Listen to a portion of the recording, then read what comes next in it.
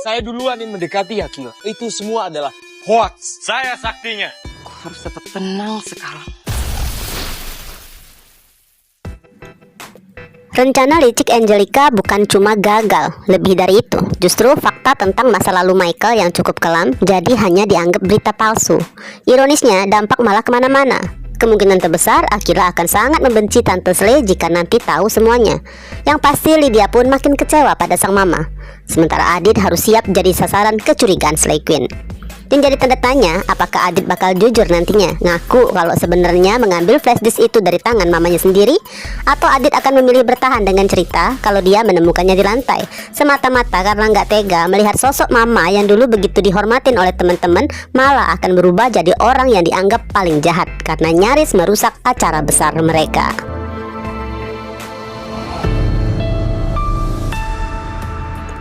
Sedikit flashback ke malam sebelumnya, saat semua mulai disusun dengan rapi oleh Angelica. Diam-diam ia datang ke lokasi acara, memotret setiap sudut tempat itu, memastikan gak ada detail yang terlewat. Dan dari kejauhan, Angelica pun sempat mengabadikan momen ketika flash disk ada di tangan Shakira. Setelah itu, Angelica langsung memberikan perintah pada Vindo untuk mencari flash disk yang sama persis lalu diisi dengan virus. Kemudian Vindo pun mengatur sesuatu di beberapa titik lokasi yang sebelumnya sudah difoto oleh Angelica tadi. Keesokan harinya, giliran kru bayaran yang bergerak dengan skenario yang sudah disusun, pura-pura nggak sengaja menabrak Elektra, mengambil flash disk itu lalu menyerahkan pada Angelica untuk ditukar. Maka siang itu Angelica bersiap menikmati pertunjukan yang ia rancang. Nggak lama kemudian Leon datang rapi dengan jasnya, membawa niat sederhana ingin menyaksikan pencapaian putri kandung yang selama ini nggak pernah bisa ia akui. Memang sih Leon datang agak terlambat. Pertunjukan spektakuler dari para talent di bawah naungan PH milik Fatkil sudah lewat. Tapi seenggaknya Leon masih sempat melihat Akila naik ke panggung dan memberikan sambutan singkat. Dan di momen itu rasa bangga jelas terpancar di wajahnya. Namun sorokan Angelica untuk Akila membuat ekspresi Leon berubah guys. Bukan langsung curiga, tapi lebih ke arah khawatir. Sikap Angelica yang terlihat terlalu dekat justru membuat Leon takut kalau suatu saat nanti saat semua kebenaran terbuka, Akila justru akan merasa jauh lebih kecewa. Sedangkan Angelica yang menyadari kehadiran Leon walaupun sempat terkejut, namun bukannya mundur, justru melihat ini sebagai kesempatan, momen yang tepat untuk menunjukkan pada Leon seperti apa kehidupan putri mereka di keluarga angkatnya. Sementara itu di hadapan semua tamu undangan, Akila mulai menyebutkan satu persatu nama orang-orang penting di hidupnya, terutama pada para guru yang sudah membuat program kerja, dan tentu aja keluarga yang selalu mendukung dengan penuh kehangatan. Nama Harry pun disebut, sosok yang selalu menguatkannya. Senyum Harry langsung mengembang, tulus dan penuh kebahagiaan. Di bagian akhir, Akila menyebutkan rekan bisnisnya, Tuan Muda Fata Fernandez. Tetapan mereka bertemu sama-sama berbinar, meskipun mereka bukan lagi pasangan seperti dulu. Hubungan itu jelas belum benar-benar hilang. Bisnis PH yang mereka bangun justru ya membuat mereka akan terus berjalan berdampingan. Mungkin benar ya guys, dalam beberapa hubungan rasa sayang itu nggak benar-benar pergi. Katanya kan sayang itu selamanya, hanya berubah bentuk aja. Tapi apakah itu juga berlaku untuk hubungan permantanan? Yang paling jelas sangat disayangkan ya untuk keluarga sedara yang hanya bisa melihat dari kejauhan. Leon, Lydia dan Angelica. Mereka ada, mereka peduli, mereka menyayangin, tapi nggak bisa mendekat. Semua karena satu keputusan dari Mayang yang nggak ingin Akila tahu siapa orang tua kandungnya.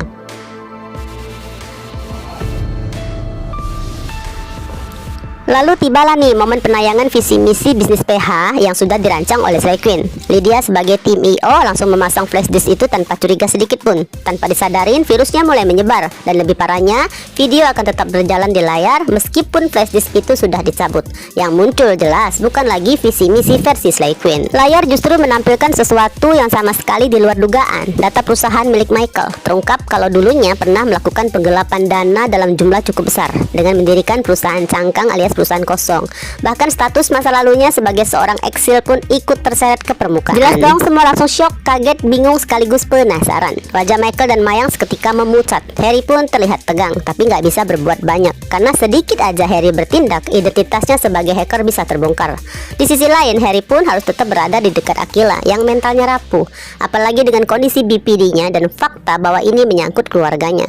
Di tengah situasi itu, anak-anak Tirta yang terkenal suka bergosip mulai merekam kejadian kalian. Berbisik cukup keras, membahas aib yang baru aja terbongkar. Slay Queen pun panik bukan main. Plastik sudah dicabut, tapi kenapa video tetap berjalan? Fatah pun ikut tegang dan bertindak cepat meminta kru menonaktifkan layar. Tapi sia-sia karena tayangan tetap jalan meskipun tanpa flash disk. Di momen ini Zara hanya terpaku. Entah ya, atau karena merasa Akila udah nggak lagi menganggapnya bestie sedekat nadi, ataukah Zara sadar saat itu Akila dikelilingin keluarga lengkap, ditambah Harry sebagai tunangan. Dan mungkin Zara memang gak ingin terlihat seperti pahlawan kesiangan, seolah-olah cari perhatian dengan tiba-tiba naik ke panggung memeluk Akila. Sebaliknya Raisa justru bergerak, berbisik cepat pada Mohan, mendorongnya untuk bertindak. Tanpa ragu Mohan langsung berlari dan mulai mencabut satu persatu kabel yang terhubung ke layar. Dan akhirnya layar itu mati. Tapi belum selesai. Dari pengeras suara tiba-tiba terdengar rekaman suara seorang pria, Pak Tono. Ternyata alat perekam suara yang sebelumnya diberikan Angelica digunakan untuk merekam ulang kesaksian sosok yang dikira mantan supir keluarga itu. Namun di momen ini tanpa disadarin siapapun, tangisan Mayang perlahan berubah menjadi sinyal bahwa permainan baru aja dimulai, karena ini sudah masuk ke bagian rencananya.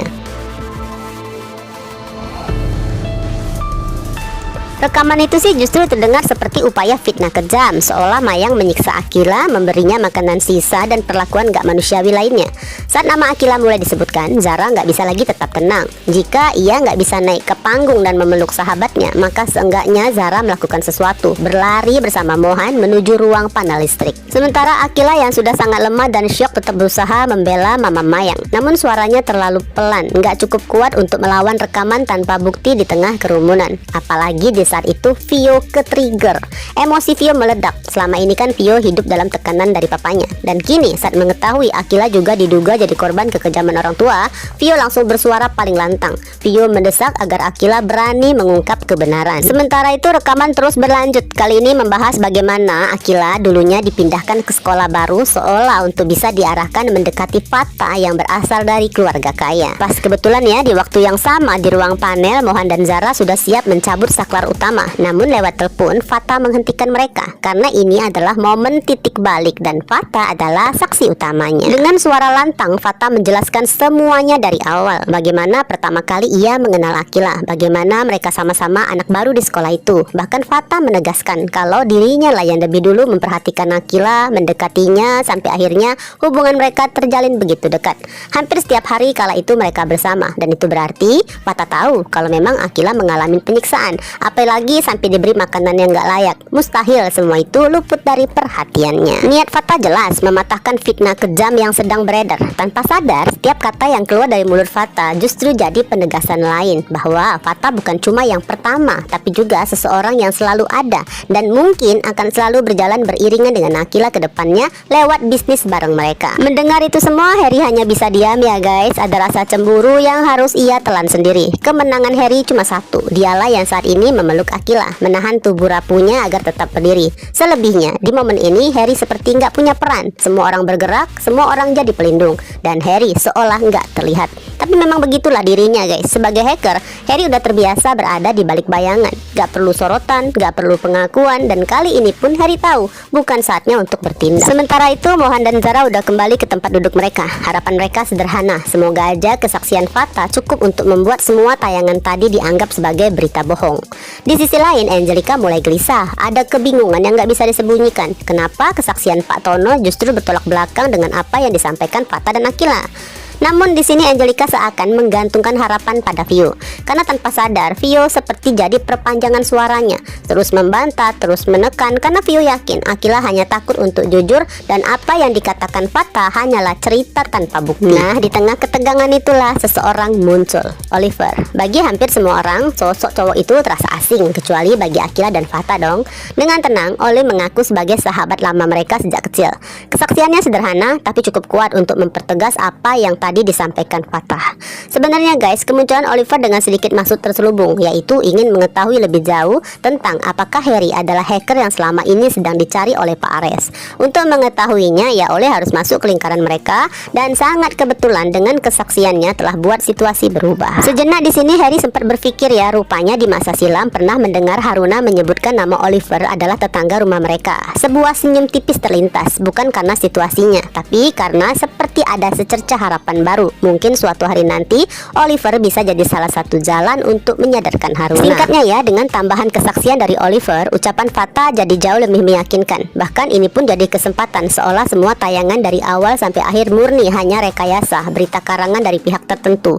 Jelas Mayang tersenyum puas karena telah memenangkan adu kelicikan melawan Angelica. Bahkan dugaannya tentang siapa di balik Vindo pun sudah terjawabkan. Para guru pun langsung bergerak cepat, mengamankan situasi, memeriksa galeri ponsel semua yang hadir, memastikan gak ada yang menyimpan apalagi menyebarkan rekaman tersebut ke media sosial.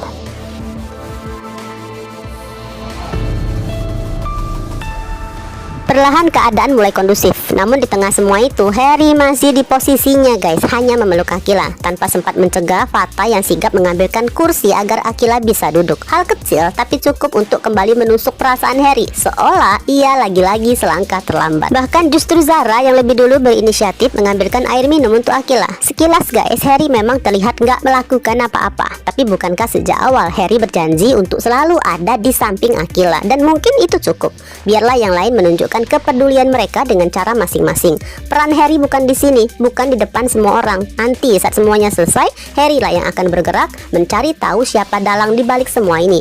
Karena satu hal yang pasti, Mayang nggak mungkin membongkar sendiri rencana liciknya yang sebenarnya telah menjebak Angelica sampai semuanya berujung sejauh ini. Di sisi lain, Lydia yang sejak tadi menangis pelan akhirnya menghampirin Papa Leon. Keduanya hanya bisa berdiri dari kejauhan, menatap Akila dengan penuh prihatin. Ada rasa kecewa, ada juga kemarahan. Siapa yang tega melakukan hal sekejam ini? Leon pun langsung menyebutkan satu kemungkinan, Angelica. Jelas Lydia terkejut, tapi di saat yang sama pikiran Lydia mulai terhubung, mengingat beberapa sikap aneh dari mamanya sejak awal acara yang terlihat terlalu fokus memperhatikan setiap sudut ruangan. Sementara itu di luar ruangan, tangisan Shakira jadi yang paling keras karena merasa bersalah sempat kehilangan flash disk yang tanpa disadari justru jadi awal dari semua kekacauan. Nama Adit pun ikut terseret sebagai orang yang menemukan flash disk tersebut. Namun Saikyun yang lain segera menahan situasi, mengingatkan agar mereka nggak menambah keributan dengan tuduhan baru. Dan di tengah semua kekacauan itu guys, Adit sendiri hanya bisa diam, bingung, heran, tanpa benar-benar memahami apa yang sebenarnya sedang terjadi.